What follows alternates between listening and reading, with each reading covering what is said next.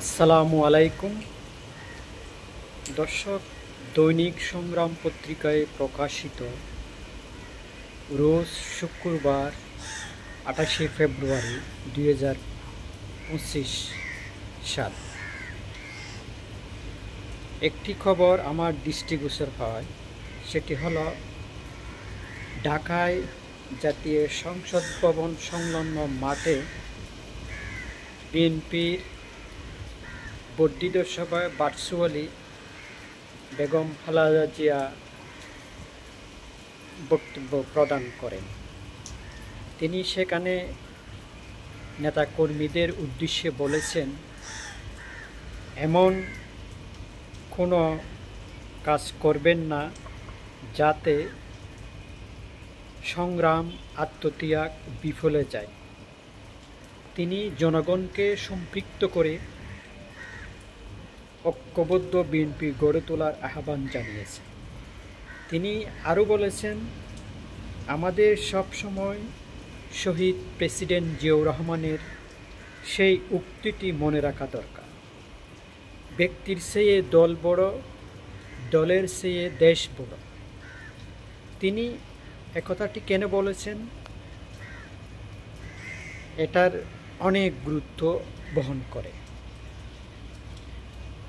তিনি তো চিকিৎসার জন্য বর্তমানে লন্ডনে অবস্থান করছেন তার পুত্র তারেক রহমানের সাথে। কেন ভার্চুয়ালি নেতাকর্মীদের উদ্দেশ্যে তিনি অসুস্থ থাকায় সত্ত্বেও এ কথাটা বলেছেন?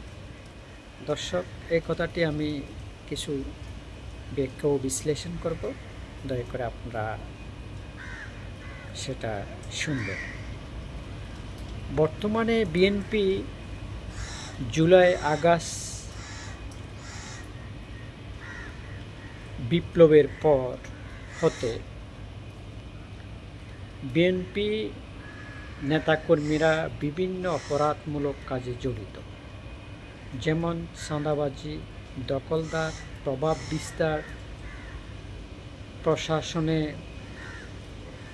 দলীয় প্রভাব বিস্তার ইত্যাদি।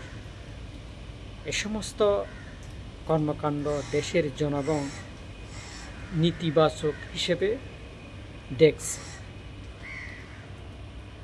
আগামী জাতীয় সংসদ নির্বাচনে এই অপকর্মের জন্য বিএনপিকে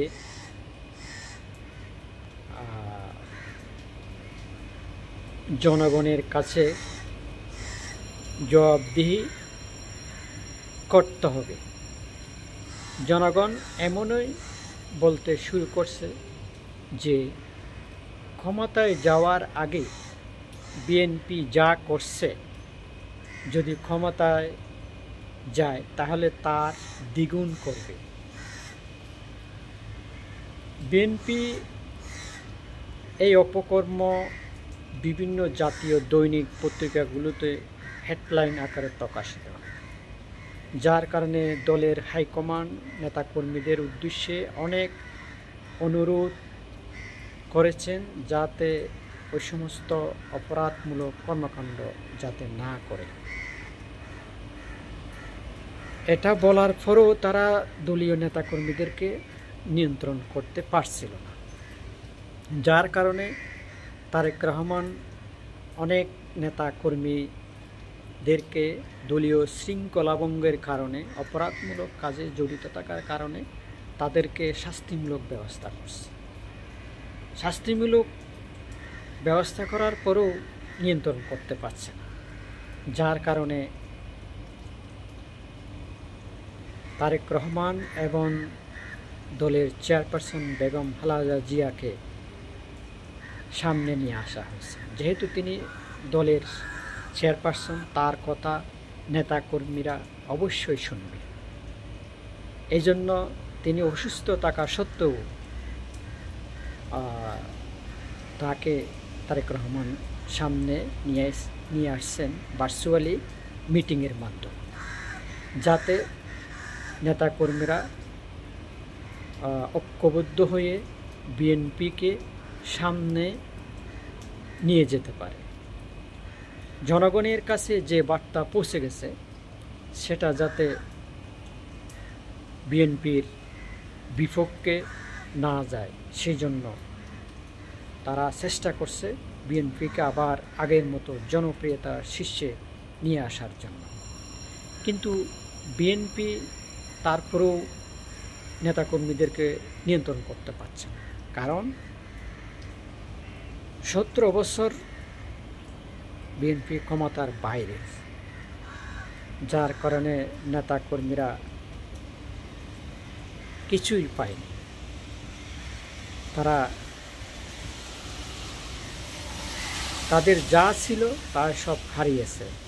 এই 17 বছর তারা জেল জুলুম মামলা মোকদ্দমা লড়তে লড়তে। তো দর্শক, বিএনপি আগের মতো জনপ্রিয়তা নেই, এটা 100% একদম শতভাগ সত্যি। বিএনপির মধ্যে আমরা হতাশার দেখতে পাই। তারা কি করবে না করবে আগামী দিনে তারা বুঝে উঠতে পারছে না। বর্তমান যে ডক্টর মোহাম্মদ ইউনূস সরকারকে তারা চাপ দিচ্ছে যাতে তাড়াতাড়ি নির্বাচন হয়। তাড়াতাড়ি নির্বাচন হলে বিএনপি তাড়াতাড়ি সরকার গঠন করে তারা বিএনপির এই অপকর্ম তারা নিয়ন্ত্রণ করবে। আসলে কি তাই? আমার মনে হয়, আমার ব্যাখ্যা ও বিশ্লেষণে আমার ব্যক্তিগতভাবে মনে হয় তা হবে না। বিএনপির ক্ষমতাও আমরা দেখছি, আওয়ামী লীগের ফ্যাসিস্ট সরকারের ক্ষমতাও দেখছি, তারা কিন্তু একই রকম চরিত্র, ক্ষমতায় গিয়ে একই রকম চরিত্র দেখা যায়। দেখা যাক সামনে কি ঘটে। আমরা বিএনপির জন্য শুভকামনা রইল, তারা যাতে সুস্থ ধারার রাজনীতির মধ্যে এই অপকর্ম, চাঁদাবাজি, মাস্তানি, দখলদার থেকে বিরত থেকে আগামী দিনে যাতে সুন্দর একটা রাজনৈতিকভাবে ভোটের মাধ্যমে একটা সুন্দর দেশ উপহার দিতে পারে। ধন্যবাদ।